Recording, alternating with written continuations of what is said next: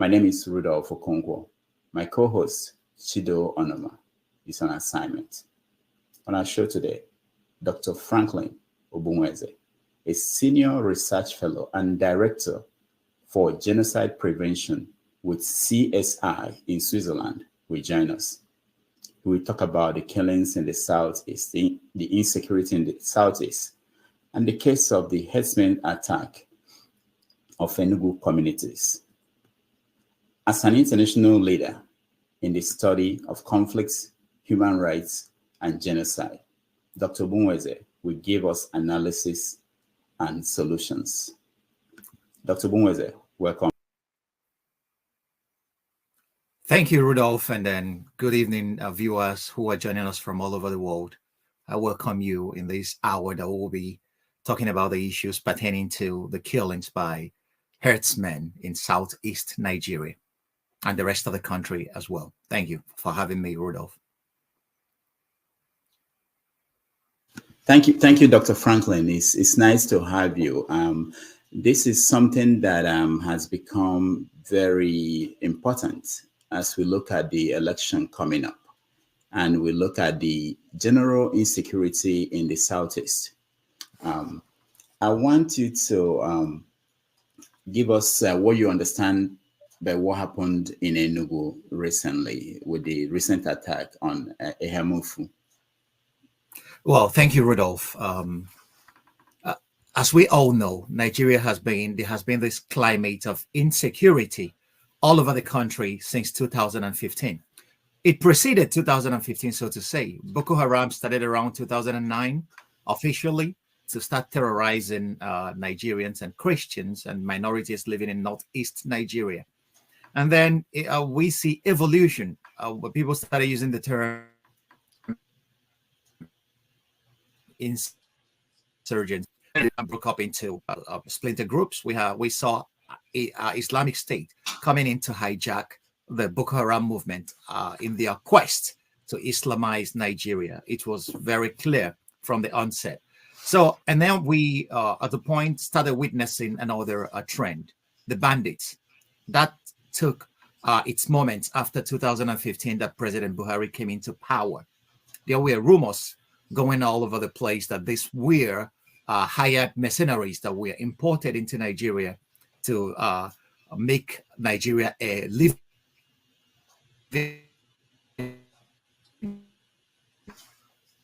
hell if they do not fix to election beyond his mandate. These were rumors, unconfirmed either way. But the idea of the Fulanis having a clash with pastoral inhabitants of the Middle Belt has been there for quite some time. But right now, at the point we started witnessing what we can call ethnic cleansing, and ethnic cleansing is an atrocity crime, and it's morphing off into what people could refer as a genocide against the Christian and Middle Belt inhabitants of that region.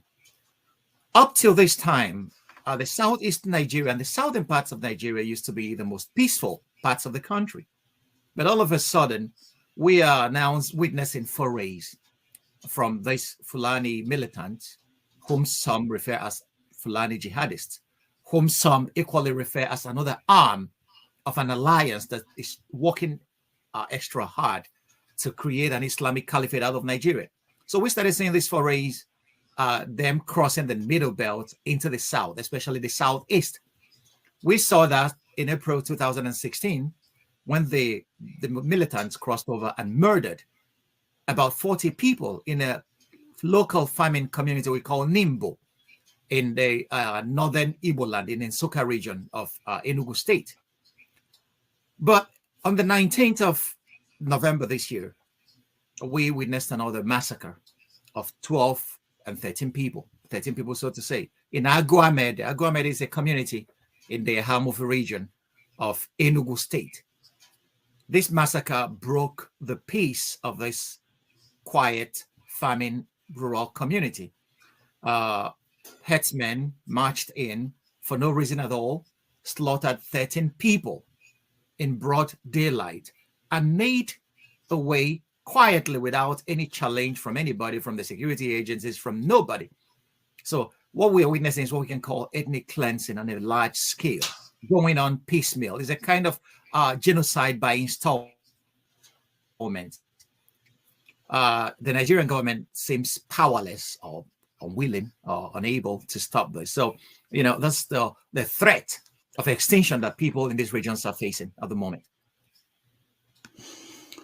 All right. Thank you for that breakdown. So this is not the first time. This is not the second time it's been going on. The Nigerian government, they've shown that they are not capable of doing anything. Do you know why? Oh, well, it could be for a variety of reasons. It seems to be there seems to be some element. There are credible evidence that there's some elements in the Nigerian government in cahoots with these people. A lot of international organizations and a lot of local agencies and human rights organizations have equally accused the Nigerian government directly of not doing anything, of showing tacit support to these militants. President Buhari was on record as saying that these militants are not Nigerians, that they come from outside, which is to say that the government knows where they come from. So if the government knows, what has the government done to stop this? So if the government knows, which measures has the government put in place to protect the lives and property of her own citizens being attacked by forces external to Nigeria? So, that acknowledgement alone that these are not Nigerians says a lot, more than words can convey. I don't know why the government is still pussyfooting in trying to arrest this trend. But the point lies in the fact that people are dying every day. Communities are being devastated. People are being forced to become refugees in their homeland in Nigeria in the 21st century, where we all have telephones. If you see the atrocious videos making the rounds of people being slaughtered and killed with machetes, then you cannot understand the government standing and they're watching how people being slaughtered without doing anything. I'm not a diviner. I don't know why the government is not doing anything, but the fact is that the government is doing nothing. And there are credible evidence that there are elements of the Nigerian government who are in cahoots with these people. This is evidenced by the fact that a lot of the communities have reported that when they got information that there were going to be attacks, that they went to the security agencies, but they never appeared until the attackers came, did their worst, and then disappeared into the night. And then nothing happened to them. In fairness to the authorities, I can say after the 2016 killing in Nimbo, about 5 Fulani herdsmen were arrested and arraigned at the Nsukka High Court. But the case has been adjourned so many times that we have lost count. Nobody knows what has become of that case till today. Nobody has been convicted. There is no major person that has been arrested and convicted of participating in these atrocity crimes across Nigeria, be it in the Middle Belt, be it in the southeast of Nigeria, be it in the south. Till today, there has not been any convictions recorded of people who were accused of doing all this. So the government has shown a marked incompetence in this regard. And then we have to state it the way it is. People are dying and the government is looking on. Now, do we know the people who are doing this? We hear a lot of things from the government, from different sides. Who are they? Where are they from? Well, Rudolph, this question should be directed to the government. The government says that these people are not Nigerians, which means that they know who they are, as to know that they are not Nigerians. So if you know that they are not Nigerians, that means you have more information about who these people are. And if you have this information, our question then becomes, what have you done with it? Which measures have you as a government put in place to safeguard the lives and property of your own citizens, whom you owe that statutory responsibility? So these are the questions we are asking. The government should know. The government has unlimited resources to get information. If the government could find Sunday Igboho when he crossed over to Benin Republic, if they could find Nnamdi Kanu wherever he was and bring him back to Nigeria, which is to say they have resources to do what they are supposed to do. Our question then becomes, why are they not doing that in this case? Right, we'll get to that in details. But let me ask you, we also have the 81st Division of the Nigerian Army in Enugu. What have they been doing? Do you know? Well, there has been a security architecture put in place that involves the military and the police and every other security institution of the Nigerian state. They are supposed to be working together to stop these atrocities. But whatever that is in place is not yielding the required results because these killings keep on happening. And these killings are one too many. So we don't know. The point lies in the fact that the communities will report to you that the military, that they will even go to the military to report of impending attacks. And they come when the attacks must have happened. And then the attackers disappeared into the wild. So we don't know what is happening. And there are rumors. Some people reported to us that some people in the army will tell you that they were instructed not to shoot at these people, not to shoot at the attackers. So the question is, who gives them that instruction? What are his ideas and goals? Why he gave those instructions?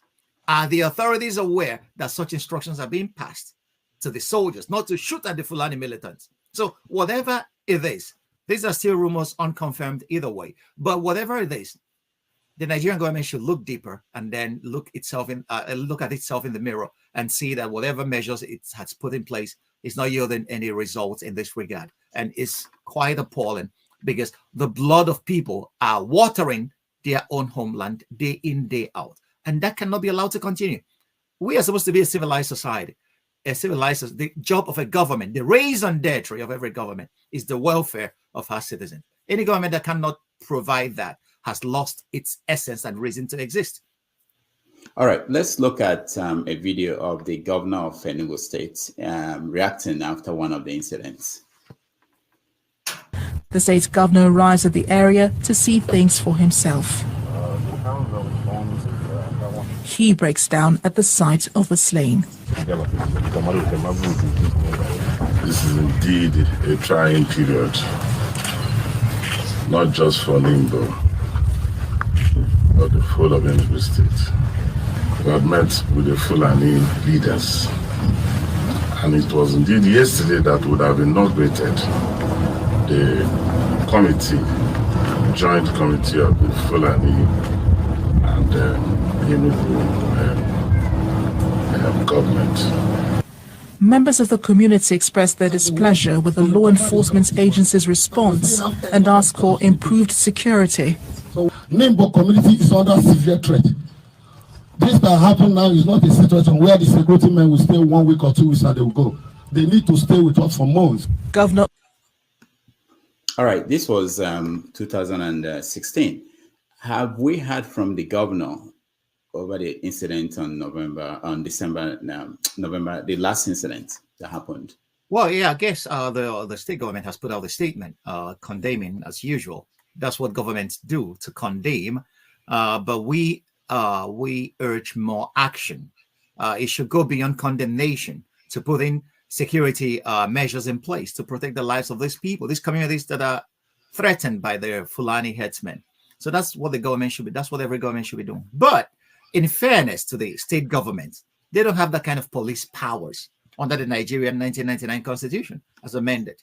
So the Constitution didn't give them those powers. So police is controlled from the federal level, from Abuja. So the police commissioners in the states take instructions from Abuja, not from the state governor. So whatever the governor is simply the figurehead in terms of security. So the buck stops at the desk of the president of the federation. And since up to this moment, I wouldn't give him a pass mark in relation to his performance in office in this regard. The climate of insecurity, the security situation in Nigeria has degenerated to such an extent that it's become threatening to the integrity of the Nigerian state.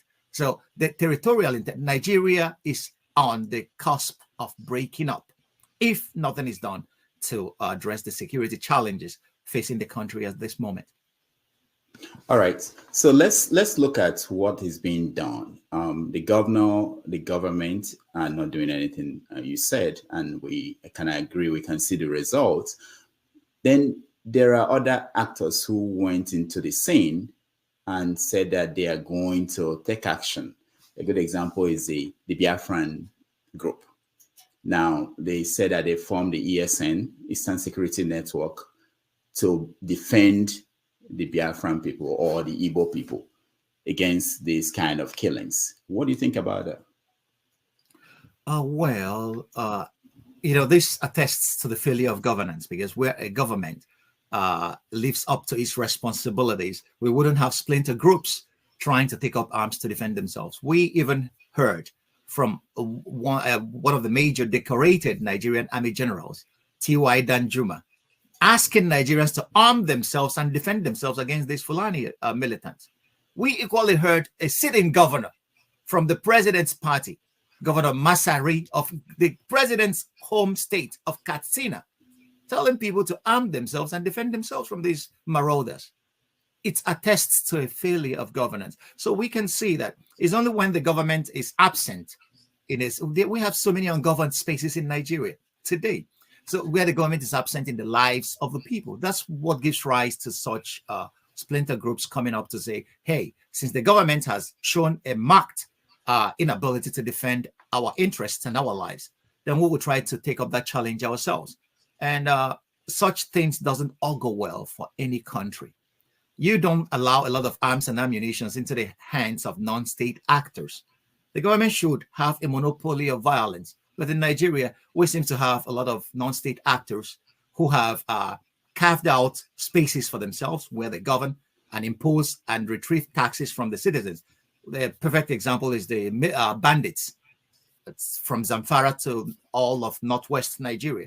Even in a southeast of Nigeria, where somebody could stand up living in Finland and then declare a public that people should sit at home. And even it seems that the state itself sits at home when an external non-state actor orders people to sit at home. It's a failure of governance all around. So that's simply what it is. And that tells you that Nigeria needs a major surgery, a major reform. If nothing is done at the rate things are going, we are going to face a very, very hazardous future, because we have a lot of arms in the hands of people that are not controlled or not answerable to anybody. So do you think that without the ESN or other actors in the arena, that they are helping to reduce these attacks? Well, Rudolph, I am always suspicious of every non-state actor armed to exact whatever he feels. Let's put it this way. Nigeria is a country where people enjoy outrage. Nigeria is a federated grievance, boiling to the breaking point. We all are aggrieved in one form or the other. So if every aggrieved person arms himself to exact vengeance on the source of his grievance, it will be, a free-for-all. And then I don't know who will survive that kind of carnage. So this is why I am always suspicious of people with arms dictating terms. But it does seem that in a situation where the state is absent, that's what you get. So what should be the solution? Who should act? If the federal government continues not to act, who should act? That's what it is. If the federal government, if this administration fails to act, that's why I'm a Democrat. That's why I believe in allowing democracy evolve. We are a very young democracy, even though people say we are 60 years old. It took the United States over 200 and some odd years to come to where it is today. Europe has already 1,000 years history. So everything we see, and I wrote an article sometime that says, is philosophy stupid? Okay. Education is pretty important. Secondly, who should act? If this administration doesn't act, Nigerians, we are now in an election season. Everybody should arm himself with his voter's card and vote for people, competent people, who they believe could change this tide. Because Nigeria is like a ship listing dangerously to starboard. We will capsize if care is not taken. So we need to vote out this incompetent government and then put the right people in place who will take our cares and concerns as paramount in their consideration. It's very, very necessary. So I think we really need a change of government and a change of our attitude to each other. I love tolerance. An open society should never tolerate intolerance. I'm a student of Karl Popper in this regard. I know that you are familiar with Rwanda, the conflict in Rwanda, Darfur, and all the other parts of Africa where we've had all these kinds of activities, genocide, killings. What do you see if, for instance, in February of next year, we don't have a change in government or a change in approach from the federal government? What do you see happening? Well, I have voiced this concern. I am afraid. First of all, I wrote an article titled, "I don't envy Nigerians' next president. I don't envy whoever will get into office because he will be facing Gangaton tasks. What will face him from day one are impossible odds." My conclusions were he either becomes a Superman or he needs a lot of luck, or he becomes an undertaker that would preside over the funeral of Nigeria. I have traveled across the continent. I have visited major hotspots. Like Rwanda, like Darfur, when where conflicts were actually the issues of the moment. Then it's not a very, very wonderful. It's an ugly sight. Wars are never solutions. Wars are never solutions to any social problem. So people who have seen war never advocate war at all, because wars devastate. A society needs more than 50 years to recover from a war. We have not, the Igbos, Nigeria has not even recovered from the Biafran war. We have not even talked about it, like the Rwandans did about their reconciliation, truth and conciliation, where people sat down in the Gachacha courts and then talked about the roles they played in the genocide. We have not even done that. So anybody who is advocating large-scale violence on the scale of war in Nigeria, that person has not seen war. That person needs his head re-examined, because wars determines who is left, not who is right. Let me play a video and get your reaction of this to this video, which is something that we've discussed on this program for the past few days. Hold on, and I put it in the context of people who are trying to do something. Now, one of the arguments we hear is that they are trying to do this because there is no other solution. What do you say to them? Hold on a minute. Let me get the video and play it for you. Part of the challenge with just a minute. Okay. I'm sorry. All right, I think I found it. Hold on. I'm so sorry. It's all right. Yeah, sometimes I get my computer freezes and they wouldn't be able to. I told you that I need special help from. All right, okay, this is it. I got it. Let's take a look. So 10 minutes is not enough. So Simon, we have to first agree that we'll book you for another day. I'm not promising that yet, but let us handle the time I have here. Start at the beginning. So today we talked about what you said. You put out a statement that there should be lockdown, sit down at home for 5 days next week. We wanted to know what is behind that. Why do you think that people in the Southeast, they need to sit down at home for 5 days during this Christmas period? What are you aiming for? I think we have been celebrating Christmas for as long as you were born. Every one of us here have celebrated and continue to celebrate Christmas for as long as we were born. I don't think that Christmas celebration in 2022 is the most thing that we need. People are being killed in Nigeria. People are being kidnapped every day. Military, police, DSS, killing our people, and nobody is talking. Not the governors, not the elite, not the elected leaders, not the UN, not the international community. Nobody is talking. So it is time. We have to take this responsibility by ourselves and speak in a language that everybody in the world will understand. We are not interrupting people from celebrating Christmas. We are Christians and we value the Christmas celebration. But what we have to do is that the 5-day sit at home is preparation for what is to come in 2023. We are believing that 2023 is the year that Biafra will come. I will say 2023 is the year of Nigeria disintegration. The disintegration of Nigeria will give birth to either Biafra or whatever that the disintegration have to offer. Freedom of many nations within Nigeria. All right. So, what do you think? Well, there are a lot of things to think about in that statement. Anybody's entitled. I'm a human rights guy. So one of the basic principles of fundamental human rights is the freedom of speech. Everybody has a right to say whatever he wants.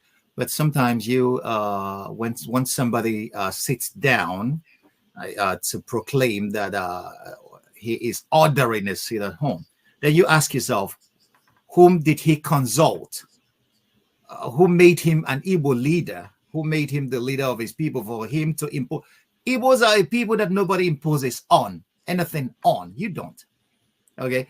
The Igbos have a word. They will ask you, from where does your father's house lead to? Ordering people to sit at home. We should know. The people being killed in the Southeast were not only killed because they were traveling. They were, even these guys that were killed at Aguamede, were killed in their homes. So if you order them to sit in their homes, they could equally be killed there. So stopping their freedom of movement, which is a fundamental human right, is equally not even a solution to the problem. If you say 2023 is a time whatever you're planning will come to fruition. I don't know what they are planning. I'm not a member of their group. But the point is that we should be careful on how we advocate violence. War is not a child's play. War is not something you could try to initiate or engineer from the comforts of your room.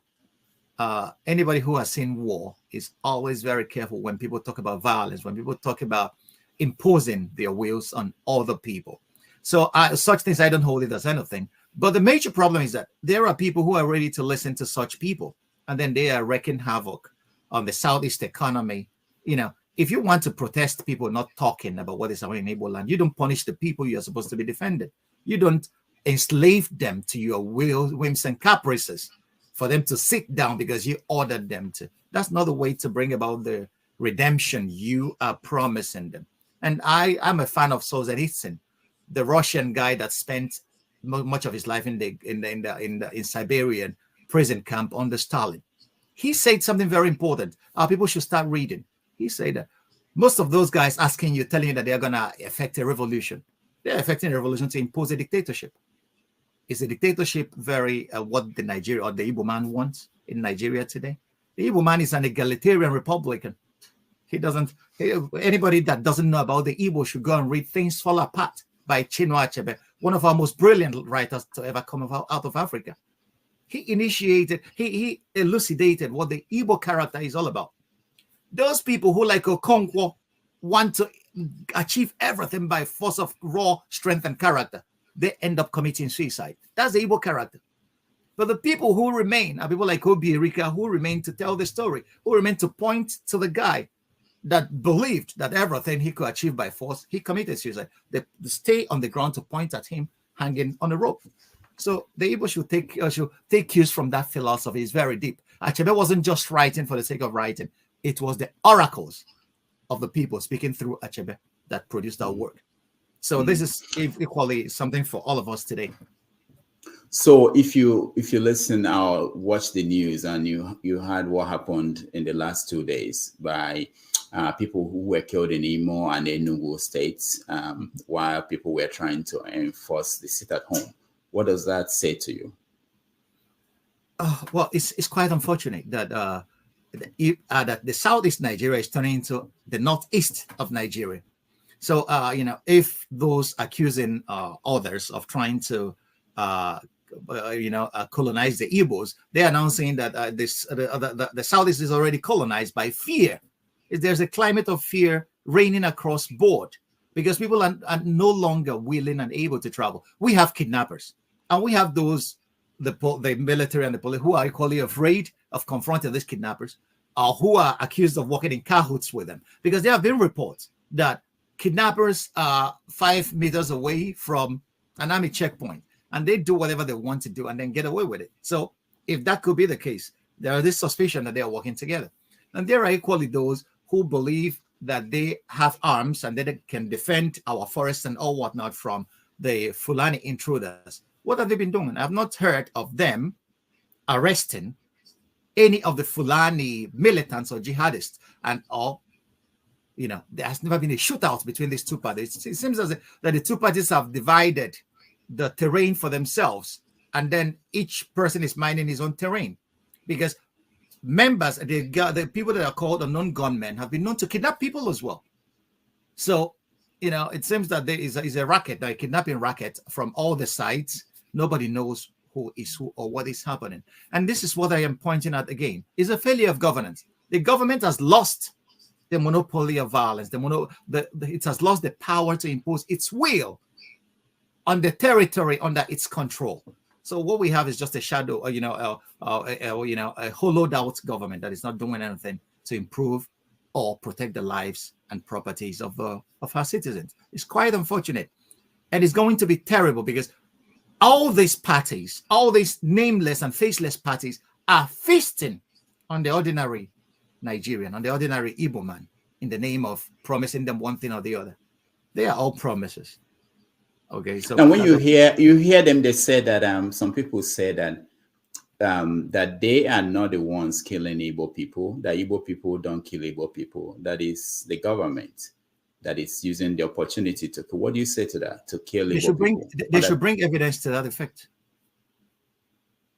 But anybody can say anything, but what makes what you're saying credible is the amount of evidence that you are able to adduce to support it. If you said you are not the one doing it, but sometimes people, sensible people don't create an essential arena for some foreigner to come and hijack their homeland. Okay, if you create an arena for people to come in and do whatever they like in your place, if I open the door by the way I make noise, that people come into my house and devastate my sitting room and my whole apartment, I'm a foolish man. I used to think that we could use our heads more, but it does seem that cool heads are not prevailing here. Nerves are frayed. I can understand people are being killed by the militants, and then Fulani militants, we have to name them. And there are so many agendas that behind all these killings that we are yet to see. We are not parts of them. But whatever it is, we should exercise caution in our reaction, because you don't fight fire with fire. It doesn't bring anything. Cool heads. We should hold our government to account. And everybody who is responsible for killing anybody anywhere in Nigeria should be investigated. If the people committed atrocity crimes like the Fulani militants are doing, they should be investigated. And these are the people that could be arraigned in The Hague. We have a government to that effect. If there is an indication that there are elements of the Nigerian government who are supporting these massacres across board, these people should be investigated, indicted, and then prosecuted to the fullest extent of the law. That's why laws are there. So you cannot say you don't take the laws into your hands because you are aggrieved. The principal law that anybody has is self-defense. The people who hide under self-defense say, but we are defending ourselves. But there are excesses that no civilized society can tolerate, and we are seeing these excesses across board in southeast Nigeria today. So these are the things we should guard against. Can you give us the difference between how the people in the middle belt are trying to defend themselves against the same group, the militant Fulani group, and how the people in the west are doing the same thing? Compare that to the way the people in the east. What's the difference? Well, we have to understand the geographies differ here. In the middle belt is very close to the north. The western part of Nigeria is a distance for the Fulani militants to travel. And to that effect, we have more of them, in the middle belt and going for the south. To the west, not a lot. That doesn't mean that they are not there. We saw the attacks at Owo, at the Catholic Church in Owo, about a year ago that slaughtered a lot of people. So they could strike anywhere at any time. But the Western governors took up a reaction. They said, we are forming our own outfit, security outfit to defend our people. They called it Amotekun. And all the governors of that region were on board that idea. And they established that. And they armed those guys and to take up that function, which the Nigerian police and the Nigerian military has failed to take up in their area. This failure of the Nigerian military and the Nigerian police is witnessed all over the country. That was why Danjuma asked the Middle Belters to take up arms and defend themselves. That was what. Don't forget that Danjuma was an ex-military general, and he was a part of the Nigerian government. So if a guy that belongs to the establishment could utter such words, that means he has seen something greater than we ordinary mortals could ever see. That's the same reason why Governor Masari of Katsina State told his people to arm themselves and to defend themselves. So the military and the security, Nigerian security architecture has collapsed in this regard. No doubt. So in the Middle Belt, what are they offering as a defense? They are being slaughtered every day. About 1.5 million Middle Belters are in Benue alone as refugees in camps. So they are not offering, whatever resistance they're offering is a feeble one, because it's not yielding anything. It's not stopping the genocidal onslaught of the Fulani jihadists or militants. That's the same thing we're seeing in Southeast Nigeria. But the major problem is that the governors of the Southeast Nigeria have not shown enough political will or enough political backbone like the Western Nigerian governors have done in arming their own outfit. Coupled with that is the fact that due to the Biafran agitation in Southeast Nigeria, the Ibubago outfit that the governors established has not gained widespread acceptance among the people. In Western Nigeria, it is different. It's gained wide acceptance among the people. So these are the factors militating against an effective strategy to combat the onslaught of the Fulani militants in Southeast Nigeria. There is an intrinsic division among the people. The Ibubago outfit has not gained widespread acceptance because the pro-Biafran groupings have rejected that, and then it has diffused across board, so to say. So these are the factors militating against an effective resistance to that. But all in all, Rudolph, we can never run away from the fact that this is attested by, this is warranted by the failure of governance at the federal level, because if the president has been able to wield the federal might to go against these Fulani marauders, like he wielded the federal might to go against the Biafran agitators since 2020, since February 2020, the entire Nigerian security architecture has been on security operations in the Southeast to stamp out the agitation. The security men have been accused by international human rights organizations of committing crimes against humanity in the Southeast of Nigeria every other day. So why have we not directed the same federal might to go against the genocidal militants that are slaughtering people right from the Middle Belt of Nigeria to the Southeast of Nigeria? These are legitimate questions to ask the president. Okay, so for our audience who are watching, in another 15 minutes, we'll let you in to come and join the conversation. You can ask questions to Dr. Franklyne about his work and his opinion about what's going on in the Southeast. So let me now ask you, people are talking about the IDP camps that are already in Benue State, and that if nothing is done, we may soon see that in the Southeast. Are you concerned about that? Well, it's a major concern everywhere where people are being slaughtered, where there is a credible evidence of ethnic cleansing. People, we should frighten people enough, they'll leave their land for you, and then they go into refugee camps to stay there. It's human that people run away when they are threatened. So, it's a concern. And this is why we are even calling on the international community to raise pressure, to put pressure on the Nigerian government to do right by its own people. Because, we can say the Ukrainian war or the World Cup has diverted media attention from what is going on in Nigeria. But people are dying every day. And what major countries of Europe and America have not, the Americans have not realized is that Nigeria is a country of over 220 million people. And this is a very strategically placed country in Africa. That if this country collapses, that 200 million people, there will be a huge demographic displacement. And the distance between Europe and Africa is only 16 kilometers. That's 9 sea miles. So what they are seeing now as a migration wave of Africans crossing the Sahara to come to Europe, that will triple. 200 million people on the move. All the policemen and all the militaries in Europe cannot stop them. So this is why it is equally in their own self-interest to apply pressure on the Nigerian establishment, the elite and the rulers, to do right by their own people if they want stability in Africa. Because whatever happens in Nigeria will have ripple effects across the entire continent. And it's dangerous at the moment. It's, the clock is ticking. It's getting 10 seconds to 0. And if nothing is done, we need help from our European neighbors, from our African neighbors. We need serious help to stop this dangerous trend, because it's getting to the point where we can no longer salvage these problems alone ourselves. What kind of help are you talking about? If they try to advise the government to do things and they refuse to do that, what happens?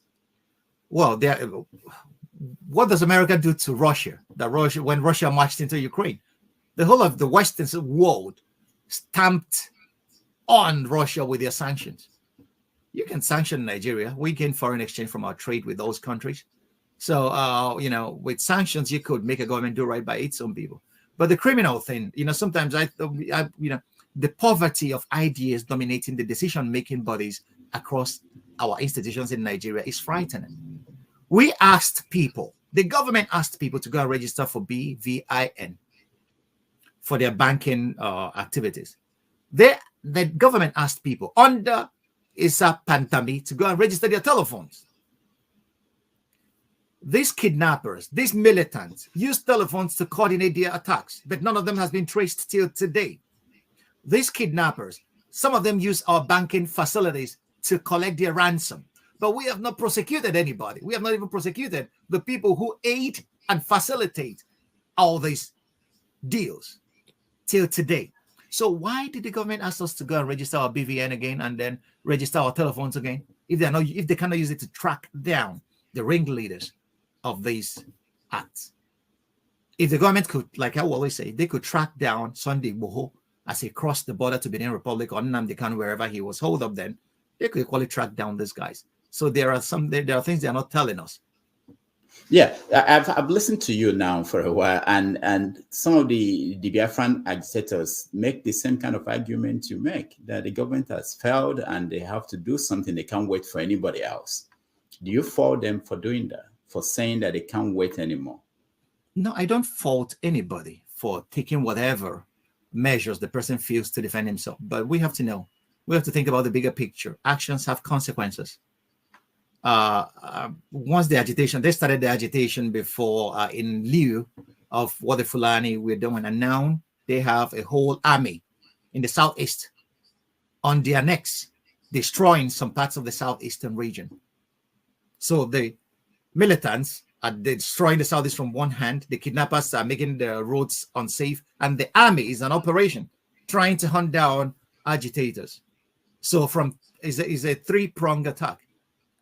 You cannot go against the might of a state like Nigeria that doesn't give a hoot about slaughtering people. The Nigerian government, Nigerian state, has been known to slaughter her citizens. We saw that so many times. Abacha slaughtered people protesting on the streets of Lagos.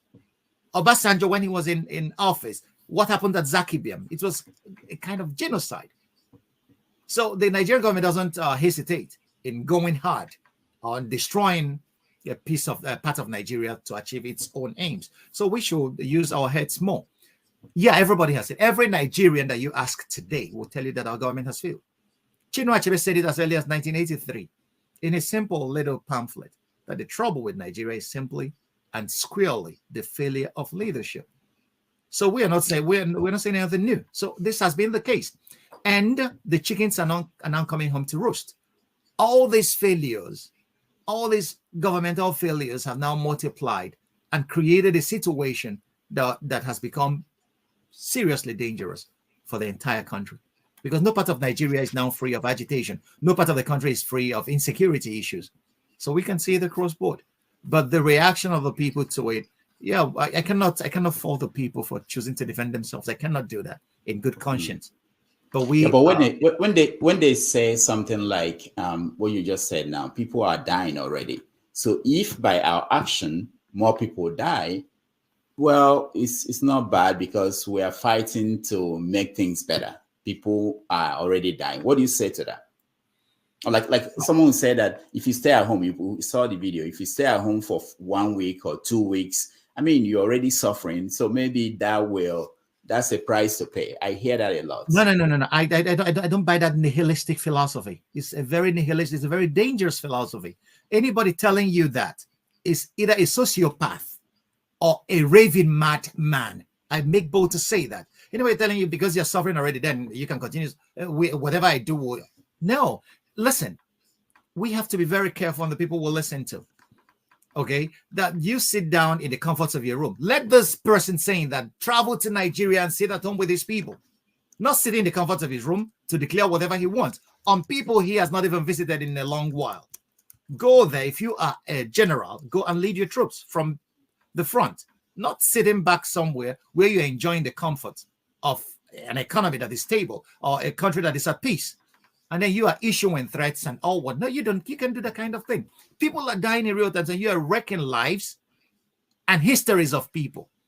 Yeah, that people. This is where we could. And I always believe in dialogue. There could always be a common front on effective strategies of combating the encroachment on the land of the people.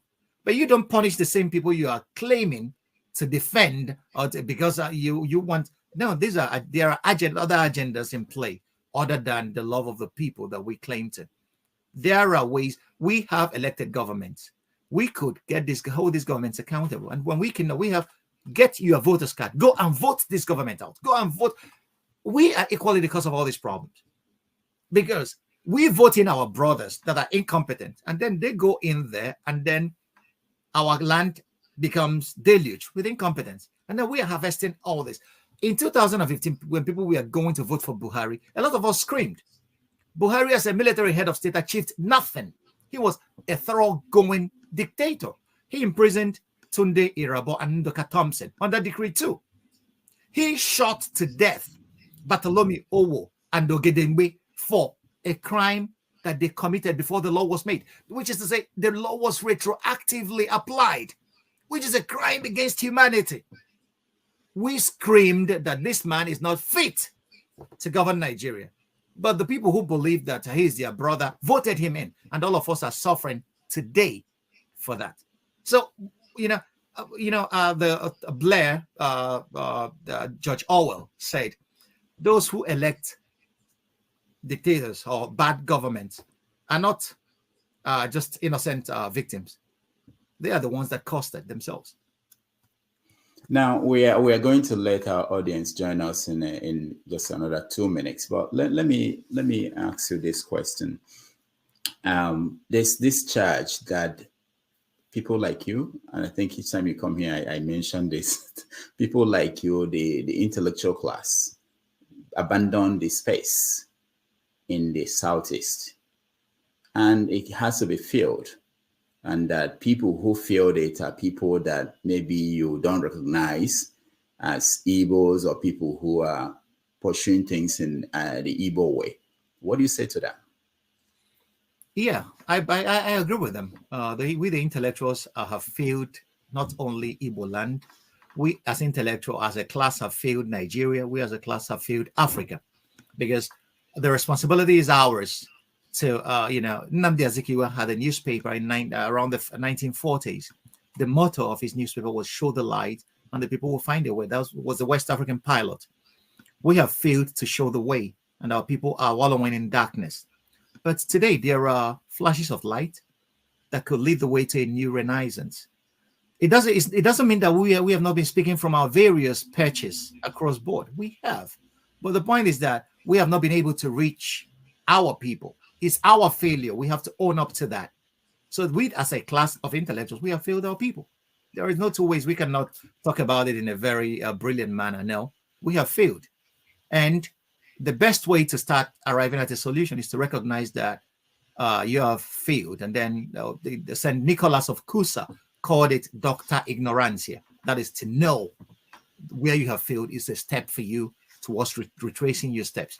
So we but even at that, when have the Igbo as a group, as a people, ever listened to one man?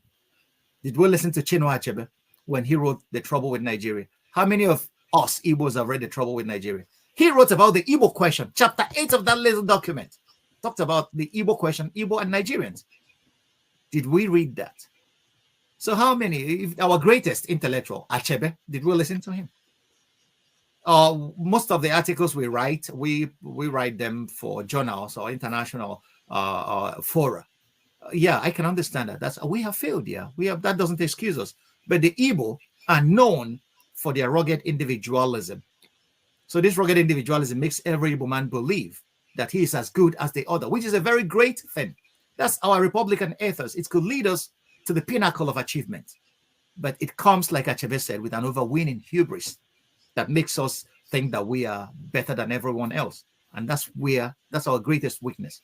That's why Okonkwo had to commit suicide, because Okonkwo believed that every other elder in that square couldn't do anything to stem the tide of the white man who is colonizing his space.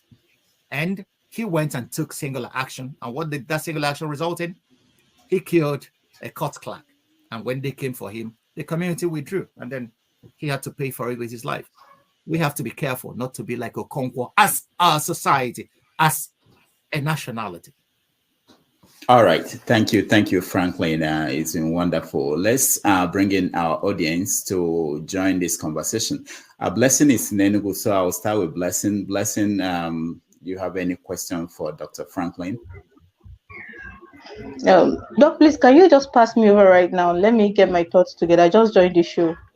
Okay. All right. Thank you. Let me go to Okechukwu. Okechukwu, welcome to the show.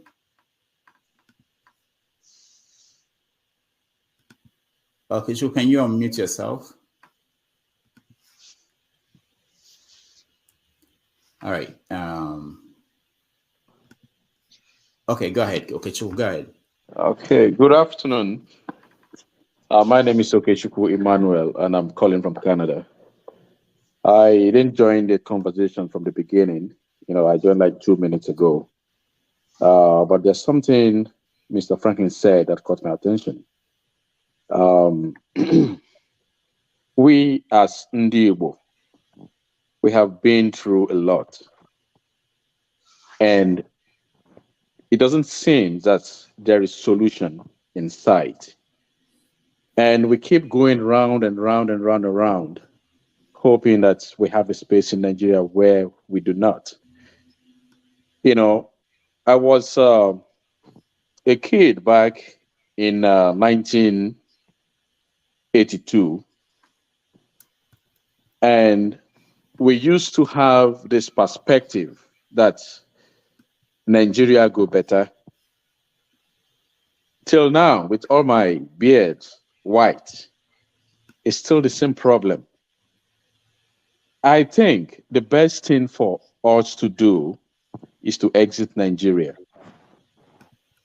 And like we all know, looking at people that have done it in the past, it's not going to be an easy way or easy route. Since 1945, we have been victims of the Nigerian state. And that was before independence. The programs in Kano, the civil war or the genocidal war against our people, which my father lost 38 siblings. The effect of that war is still very visible in my family as we speak. And then we keep expecting a Messiah, a Messiah, a Messiah. It's time we take the bull by the horn and leave Nigeria. If they want to kill us, let them come and kill all of us. All right, thank you. Let me say before you answer, Franklyne, for those we call you, please just go straight to the question or comment, make it brief so that we can get as many people as possible. And Okay. Franklyne, I don't know if you want to take one at a time or you want to take three, and then whichever way you want. Okay. Well, first of all, I will take this one Okay. straight, and then after that, maybe we could take it in clusters of 3 or 4, and then we'll go from there. My brother, I can feel your pain. I can feel your pain. But faulty analysis always leads to faulty solutions. Okay. So you made a claim that we have been victims of the Nigerian state since 1945. The Nigerian state was not the Nigeria as an independent nation, started in 1914.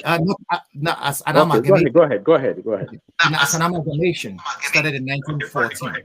I know all that. What my comment was a summary. I didn't want to go into how Nigeria was formed. The experiments to form Nigeria started in 1872. I don't want to go back to all that. Okay, Chuku, you have to let our guests answer you. Okay, so when we say that we have been victims of the Nigerian state, every other. Sorry, I'm getting an echo. Please mute yourself. I don't know who. I'm trying to mute everybody. If you are not speaking, please mute yourself. All right, hold on. I think I know who that is. Okay, go ahead. All right. Okay, so can you hear me now? Is it clear now? We can hear you. Every other Nigerian nationality could equally say the same thing, that they have been victims of the Nigerian state, and with good reasons. Okay. If we say we exit, who are the we? We exit Nigeria. Who are the we? Do we talk about the Nigerian, the Igbos who are living in Kano, who have established roots there, who have spread everywhere across the length and breadth of Nigeria, not even Nigeria alone, across Africa and everywhere? I have a different view.